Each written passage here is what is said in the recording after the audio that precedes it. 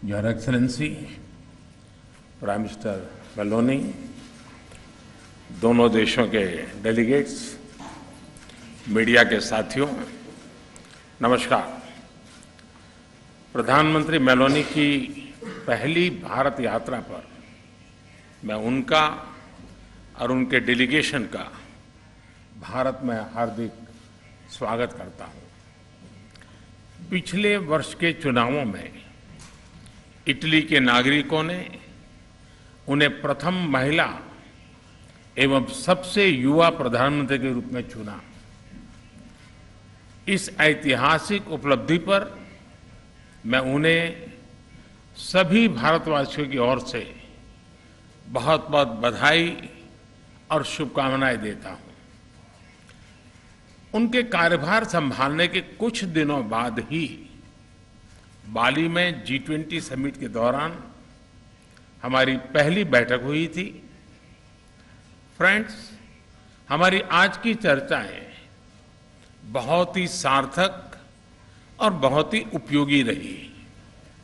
इस वर्ष भारत और इटली अपने द्विपक्षीय संबंधों की 75वीं वर्षगांठ मना रहे हैं और इस अवसर पर हमने भारत इटली साझेदारी को स्ट्रेटेजिक पार्टनरशिप का दर्जा देने का निर्णय लिया है। हमने अपने आर्थिक संबंधों को और सुदृढ़ करने पर जोर दिया। हमारे मेक इन इंडिया और आत्मनिर्भर भारत अभियान से भारत में निवेश के अपार अवसर खुल रहे हैं।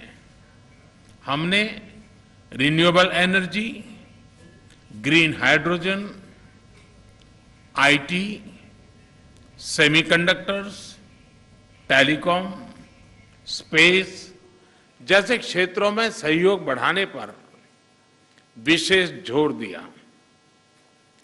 भारत और इटली के बीच एक स्टार्टअप ब्रिज की स्थापना की घोषणा आज हम कर रहे हैं, जिसका हम स्वागत करते हैं।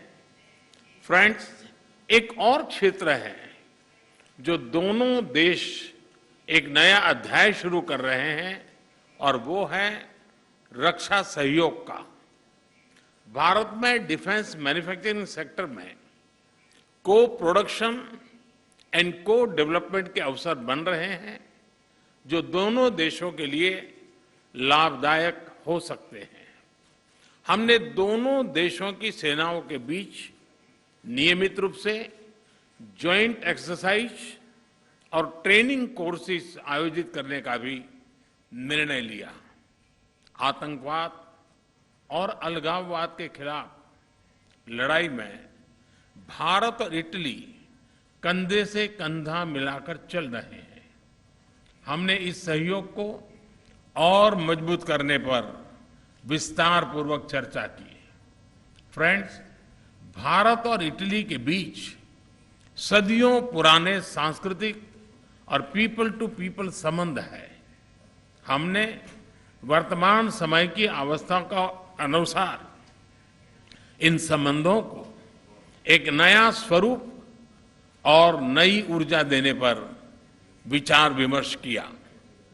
दोनों देशों के बीच migration and mobility partnership agreement पर चर्चा चल रही, उस पर जो चल रही वार्ता का विशेष महत्व है।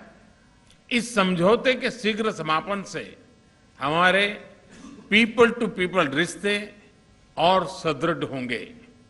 हमने दोनों देशों के उच्च शिक्षा संस्थानों के बीच सहयोग को बढ़ावा देने पर भी बल दिया। भारत और इटली के संबंधों की 75वीं वर्षगांठ मनाने के लिए हमने एक एक्शन प्लान बनाने का निर्णय लिया। इससे हम दोनों देशों की विविधता, इतिहास, science and technology, innovation, sports और अन्य क्षेत्रों में उपलब्धियों को वैश्विक पटल पर शोकेस कर सकेंगे। फ्रेंड्स, कोविड महामारी और यूक्रेन संघर्ष से उत्पन्न फूड, फ्यूल और फर्टिलाइजर के क्राइसिस से सभी देश प्रभावित हुए हैं। विकासशील देशों पर इनका विशेष रूप से नकारात्मक प्रभाव पड़ा है। हमने इस बारे में अपनी साझा चिंता व्यक्त की। इन समस्याओं के समाधान के लिए हमने संयुक्त प्रयासों पर बल दिया। भारत की G20 अध्यक्षता में भी हम इस विषय को प्राथमिकता दे रहे हैं। यूक्रेन संघर्ष के शुरुआत से ही भारत ने यह स्पष्ट किया है कि इस विवाद को केवल डायलॉग और डिप्लोमेसी के जरिए ही सुलझाया जा सकता है और भारत किसी भी शांति प्रक्रिया में योगदान देने के लिए पूर्ण रूप से तैयार है।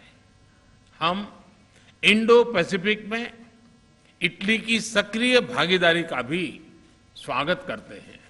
यह बहुत खुशी की बात है कि इटली ने इंडो पैसिफिक ओशन इनिशिएटिव में शामिल होने का निर्णय लिया है। इससे हम इंडो पैसिफिक में अपना सहयोग बढ़ाने के लिए ठोस विषयों की पहचान कर सकेंगे। वैश्विक वास्तविकताओं को बेहतर तरीके से दर्शाने के लिए मल्टीलेटरल इंस्टीट्यूशंस में सुधार आवश्यक है। हमने इस विषय पर भी विचार विमर्श किया। एक्सेलेंसी, आज शाम आप रायसीना डायलॉग में चीफ गेस्ट के तौर पर शामिल होंगी। वहां आपका संबोधन सुनने के लिए हम सभी बहुत उत्सुक हैं। आपकी इस भारत यात्रा और हमारी उपयोगी चर्चा के लिए आपका, आपके डेलीगेशन का बहुत बहुत धन्यवाद।